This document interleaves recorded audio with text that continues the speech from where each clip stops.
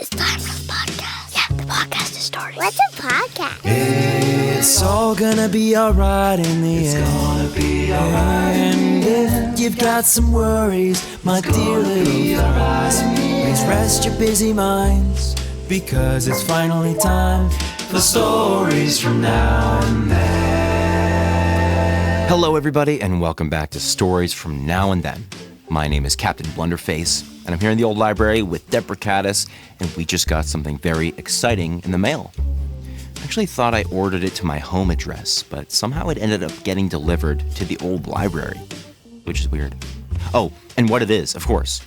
It's an automatic cat feeder for Deprecatus. So you fill the little containers with food, and it spins around twice a day, exactly on time. It even has an app where you can... Deprecatus, we haven't even tried it yet. Why don't we just put the batteries in and set it up, and you will be hooked within the first meal, I bet. No, it's not replacing me. It just helps me. In case I have to do something else and forget something, or if I'm late with the feeding routine. Trust me, it'll be great. I don't think I'm obsessed with new technology. I just think it's cool. But not as cool as the two very cool people we have for our shout out. Today's shout out goes to Ellie and Jack from Maryland, USA. They love listening to stories during long car rides, and they love to play make-believe. So, Ellie and Jack, thanks for listening. This story is for you. Keep using those imaginations. That's awesome. Oh, and it looks like we just got a message from our sponsor. Today's episode is brought to you by the brand new Stories from Now and Then companion coloring book. And we have pages that match the stories so you can color along as you listen. To learn more, check out our Instagram profile at Stories from Now and Then. And with that, we'll pass it off to the amazing Nicola for part 3 of Wind in the Willows. And Deprecatus, do you think you could at least think about the automatic feeder? In the last part of the story, we met Toad. And Toad definitely has a problem. He keeps buying cars and then crashing them. Oh, his friends Rat and Mole are very worried about it. And perhaps their other friend Badger can help. Let's see.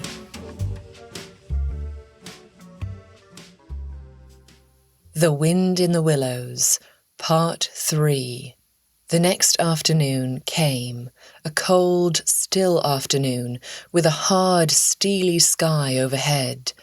The country lay bare and entirely leafless.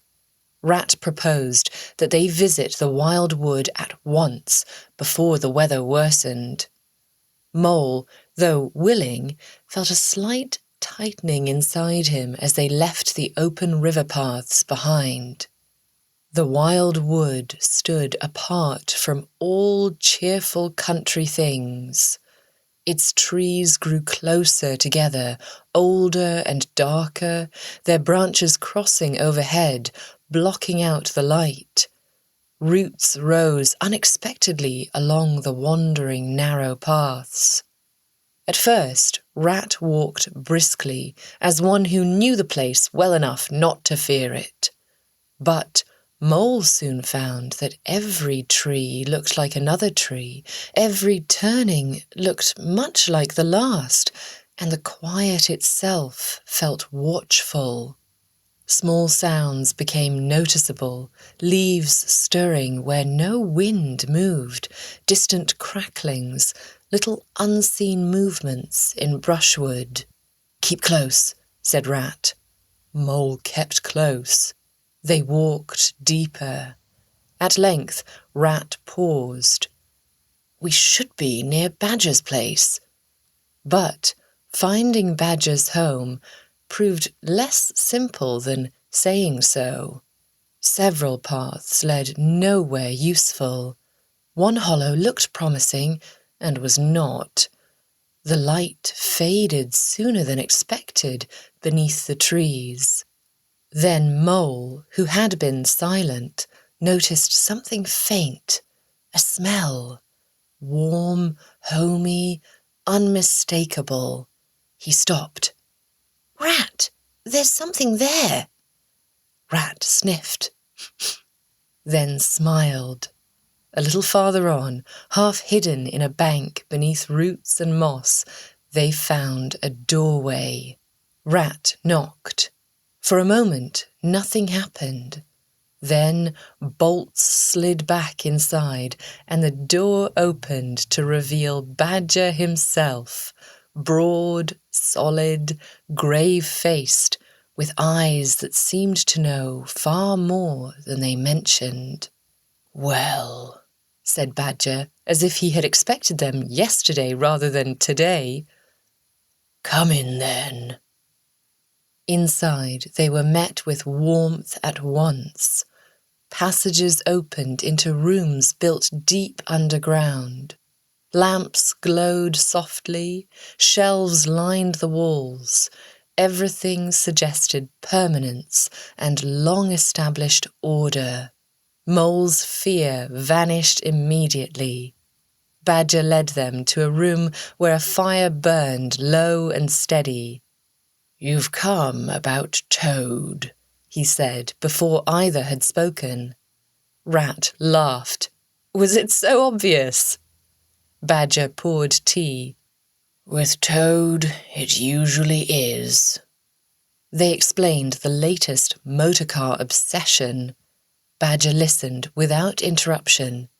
At last, he nodded. "He must be stopped before he spends all his money, breaks every gate in the county, and lands himself in greater trouble than usual." "He does not listen to me," said Rat.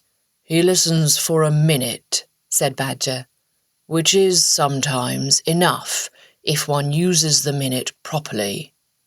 Mole watched him closely. Badger spoke slowly, but every word seemed carefully chosen. After supper, excellent supper, which Mole felt improved the quality of all plans, they discussed what should be done.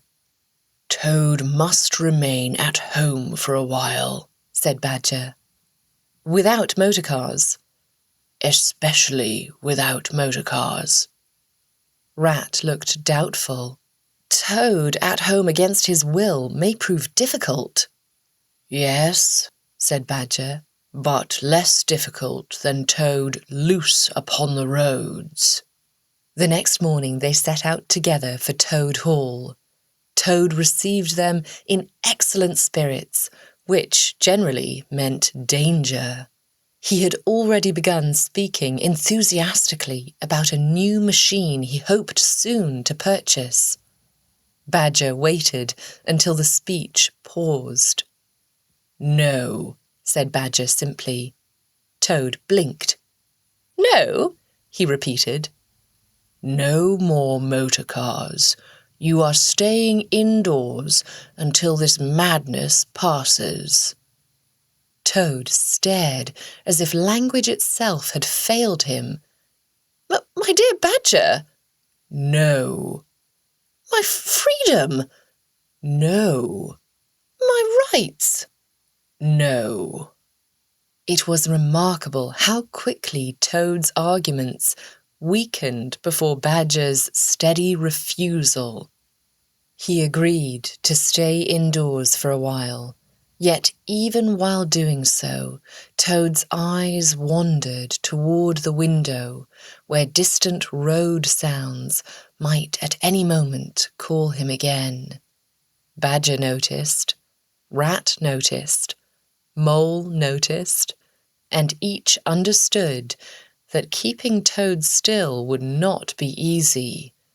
For some creatures are built for quiet habits, some for rivers, some for burrows, and some, like Toad, seem always half prepared to leap toward the next enthusiasm, whether wise or foolish.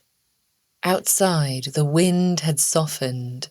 The river waited somewhere beyond the meadows. The wild wood stood dark behind them. And Toad, though seated obediently for the moment, had already begun glancing out of the window toward the road again, which meant, as Rat murmured to Mole, that peace would probably not last very long at all. For a little while after Badger's stern talk, there truly appeared some hope that reform might at last have taken hold of Toad. He breakfasted indoors. He spoke of weather, books, and gardening. He even attempted a discussion with Mole concerning vegetable borders, though it soon became evident he had no interest at all in vegetables, except when speaking of them made him appear serious. Rat, hearing this, allowed himself cautious optimism. Badger did not. "He is too quiet," said Badger. "With Toad, too much quiet usually means planning." And Badger, as it happened, was entirely right. For on the third morning, Toad vanished. A rope made of knotted bed linen hung from an upper window. A chair lay overturned beneath it. And on the road outside, tire marks showed plainly enough that some passing machine had not merely attracted his attention, but carried him away. By afternoon came the news everyone feared. Toad had been arrested. So, putting Toad in a timeout was not very successful. He escaped out of the window. And being arrested means he is in big, big trouble. Who's going to help him now? We'll find out in the next and final part. Thank you so much, Nicola. You know what, Deprecatus? Technology is great, but after that story, I'm thinking we can return the automatic feeder for now, if you really don't want it. Because you know what? I can actually keep your food fresher by not leaving it in there for 2.5 days at a time. Plus, I'll get to see you that much more, if that's okay with you. Remember, if you'd like a shout out, send us a DM on Instagram at Stories From Now and Then. We'd love to hear from you.